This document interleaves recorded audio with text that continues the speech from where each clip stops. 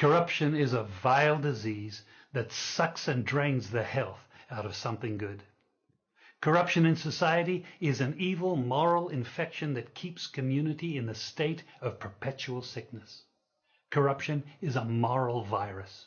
It's so potent it leaves its host sick, lethargic, and unable to realize and accomplish all that a well person can. Where corruption thrives, poverty and not prosperity thrives.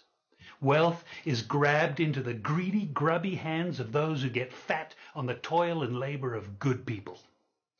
Corruption benefits, only temporarily, those who participate in it.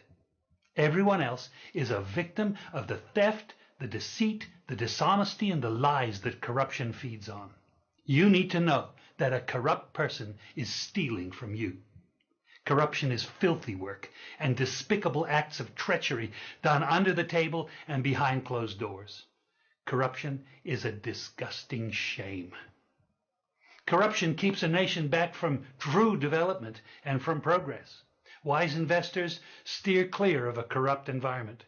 They would rather put their resources into a place where the playing field of opportunity is equal for all and not bent towards feeding the financial lust of corrupt, lying, cheating, thieving politicians and government officials.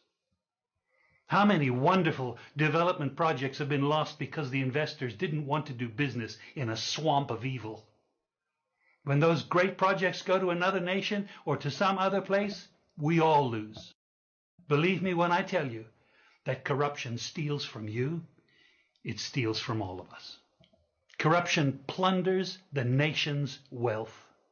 Corrupt people compromise on truth, equity, and fairness, choosing instead to feed off the short-term benefits of crookedness, exploitation, and financial perversion. Corruption is not just a personal matter, it's a culture. It's a way of life, not just for individual people, but for companies, communities, governments, and nations. Corrupt nations, hiding behind large companies, will seek to invest in other weak nations in order to take over the assets of the nation that they've invested into. They will provide financial loans to a nation for the much needed infrastructure, and they will do it with assets that they provide. They will sign contracts by lining the pockets of rotten government officials who participate in this kind of corruption and are then held hostage by their own deceit and greed. Corruption is nothing less than a form of theft and national robbery. A corrupt person steals from everyone in society. We all lose when corruption is rampant. Those who participate in corruption have chosen evil over good, lies over truth, and personal gain over well-being of all. To be corrupt means to be rotten.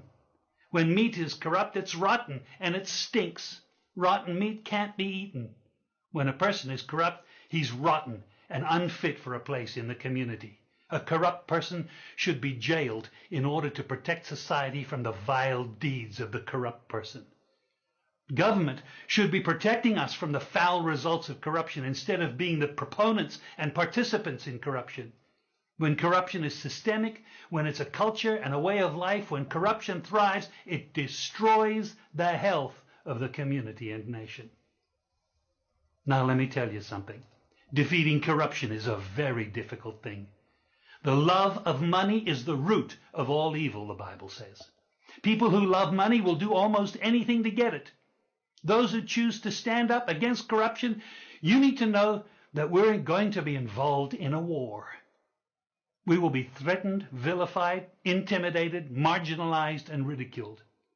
These kind of people who stand up against corruption will often feel alone, as if they are the problem instead of the solution. Corruption can only be defeated when enough people have had enough and decide to do something about it.